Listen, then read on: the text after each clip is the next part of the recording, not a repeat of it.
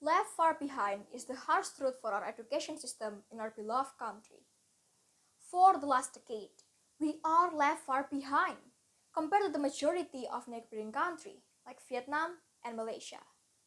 And by the fact that Indonesia was placed at 74 out of 79 countries in PISA, or as known as Program of International Student Assessment, indicating that we are stuck. Stuck with the fact that Indonesian students are lacking in literacy and numeracy. Despite all the development in our education system, yet Indonesian student has not improved significantly. Yet Indonesian students are struggling with logical and critical thinking, which will only lead into Indonesia having a low performance and high equity. And it's pretty obvious to realize that there is something wrong about how our education system works.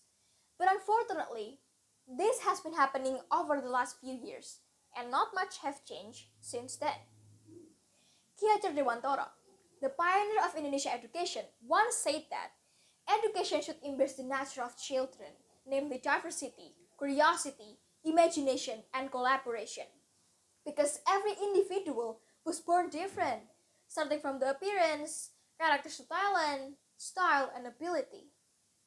With children owning natural curiosity would only lead them wanting to know everything. And those curiosity would lead into them creating this limitless imagination which would eventually help them grow in the future. Not just curiosity and imagination, children also need to collaborate and socialize in order to be a foundation in the exploring world.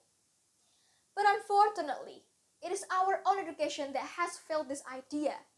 Our own education has somehow limited and even killed the nature of children itself, causing the majority of Indonesian students not be able to develop their potency and skill. The current education system has failed to embrace the idea of diversity, which we can see happening at school, where every student are treated the same way despite of their ability, knowledge, potency, and interests. Where all students are doing the same exam and are scored the same way. And the worst case that actually happen is when the score has become the standard and become the only judge to see whether if we are capable or not. For example, there are students who may not good academically, but they ace in sport or art. But at the end of the day, in the eye of education, they are still considered as fool or dumb, just because they're not an expert in academic. And this is ridiculous. It is like having various animals to pass only one kind of animal test. Of course a fish cannot climb a tree, but a fish can swim well, right? And this ridiculous score-oriented has created a stigma in our education, where score is everything. And this has created students to study over their limit, justifying all means, even if aiming to cheat, just to get a good score and win. Even this paradigm has created a social injustice within society, where score or grade are seen like one of the only things that would determine people's success in the future, which is not right and should not be that way.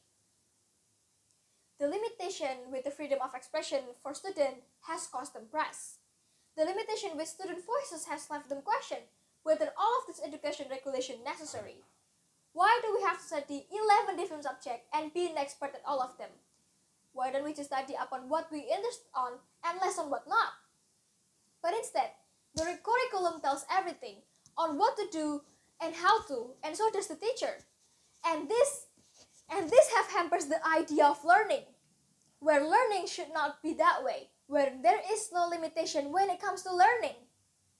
But again, we are taught to follow the rules, to be obedient, to memorize knowledge that somehow will not do anything in our life, and we are obliged to fit into this standard.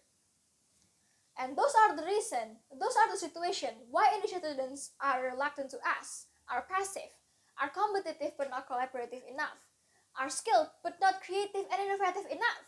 Everything is mid, and at the end of the day, we are just to compete over each other. We are competing over a good score to see if we are capable or not. And therefore, I believe things should change. And that's why Merdeka Belajar was implemented. It has been believed that this will be the solution for our long problem. But what is Merdeka Belajar?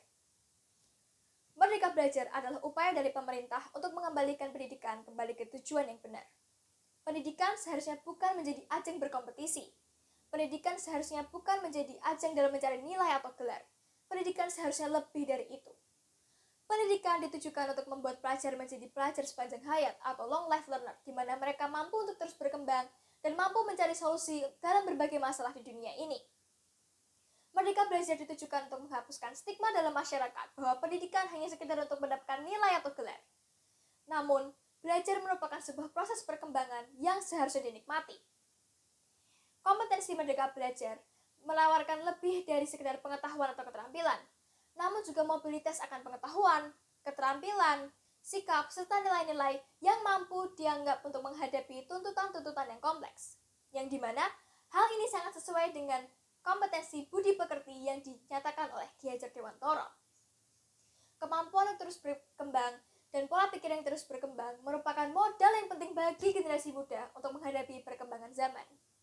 Dengan demikian, merdeka bukan hanya sekedar menjadi tujuan pendidikan, namun merupakan proses perkembangan yang beriringan dengan tumbuh kembang anak dalam sistem pendidikan nasional, dan juga dalam rangka untuk memperbaiki generasi ke depan, or reshaping the future generation.